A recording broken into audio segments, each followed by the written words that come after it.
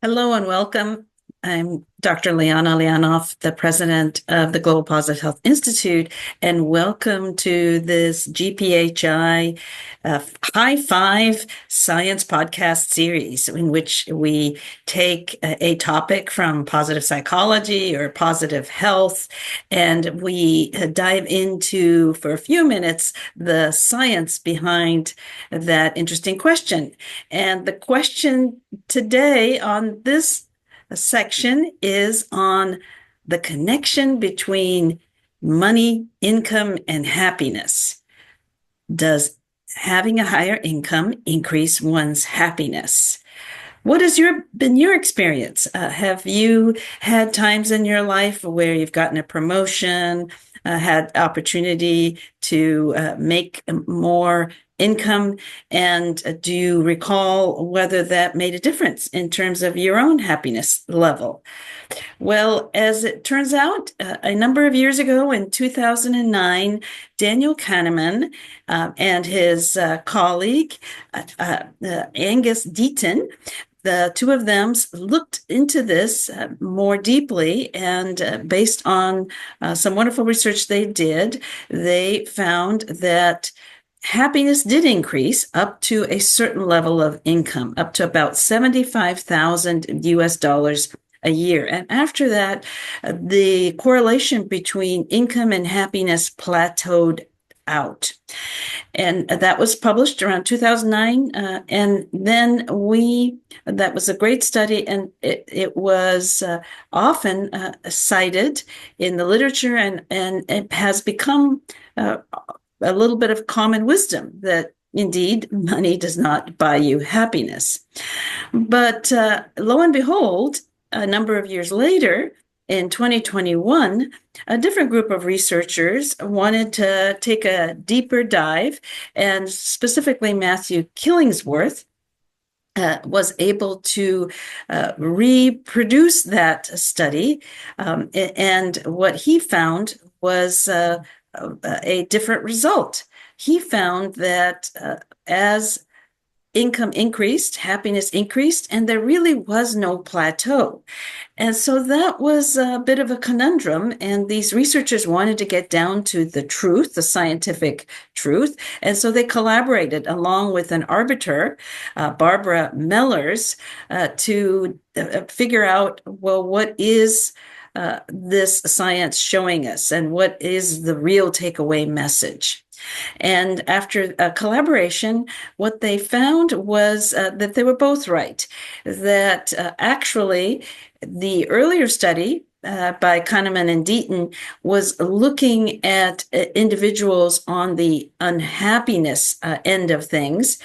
And what the Killingsworth group of studies found is that those who have underlying low level of emotional well-being, underlying low levels of happiness, that indeed for them, the level of income increases their happiness only up to a certain point and then plateaus.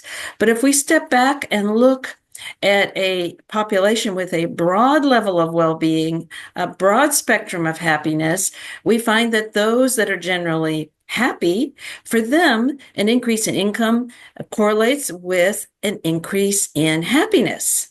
And so that's exciting news in general, because the majority of our population is fairly content and happy. So that earlier study by Kahneman really refers to a subgroup of our total population.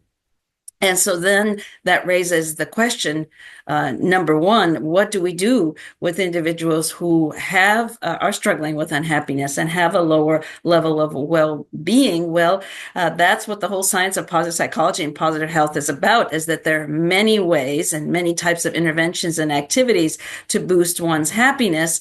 And perhaps, especially for that group, setting aside any focus on income and money may be the best answer for them.